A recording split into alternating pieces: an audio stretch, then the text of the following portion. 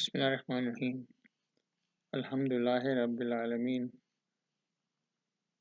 اللہم صلی علی محمد وعلی آل محمد کما صلیت علی ابراہیم وعلی آل ابراہیم انک حمید مجید۔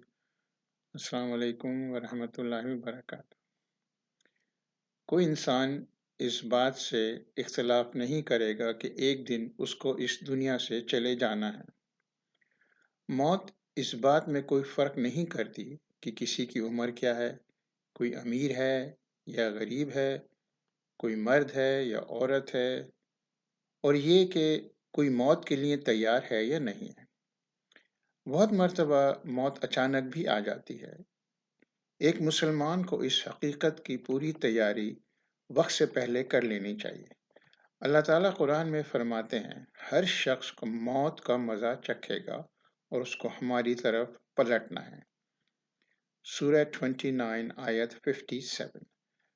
آئیے اب میں آپ کو وہ چند اہم کام بتاتا ہوں جس کو ہر مسلمان کو جلد از جلد کر لینا چاہیے، اس سے پہلے کہ اس کا آخری وقت آ جائے۔ نمبر 1، روزانہ اللہ تعالیٰ سے مغفرت مانگنی چاہیے، خاص کر شرک سے، جو کہ گناہ عظیم ہے، اور اللہ تعالیٰ شرک کو کبھی معاف نہیں کرتے اگر کوئی شخص اس شرک کی حالت میں مر جائے۔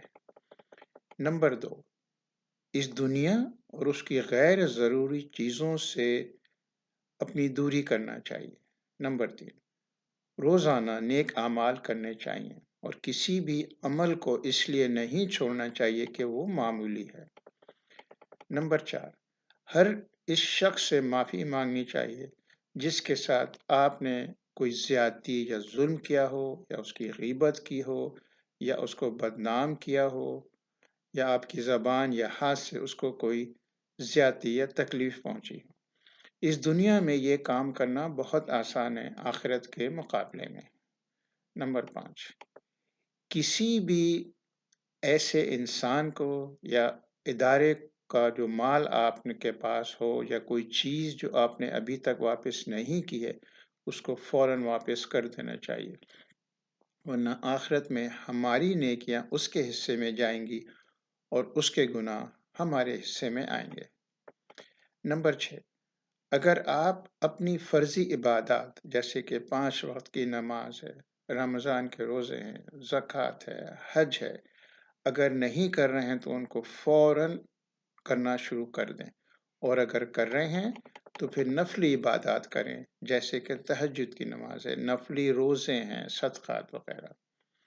نمبر 7، ہر وقت اللہ تعالیٰ کے لیے اچھا نظریہ رکھیں۔ نمبر 8، اپنے مسلمان بھائیوں اور بہنوں سے تعلقات جوڑیں، بہتر کریں، خاص کر اپنے خونی رشتوں سے۔ اپنی انا کو ختم کر دیں، بیکار کی چیزیں میں اس چیز کو، رشتوں کو توڑنا صحیح نہیں ہے۔ نمبر 9، روزانہ قرآن کو سمجھ کر پڑھیں، اس کی آیات پر غور و فکر کریں اور اس پر عمل کریں۔ نمبر 10، قبر میں جو 3 سوال ہوں گے اس کی تیاری کریں۔ سوال نمبر 1 ہوگا، تمہارا رب کون ہے؟ نمبر 2 سوال ہوگا، تمہارا رسول کون ہے؟ نمبر 3 سوال ہوگا، تمہارا مذہب کیا ہے؟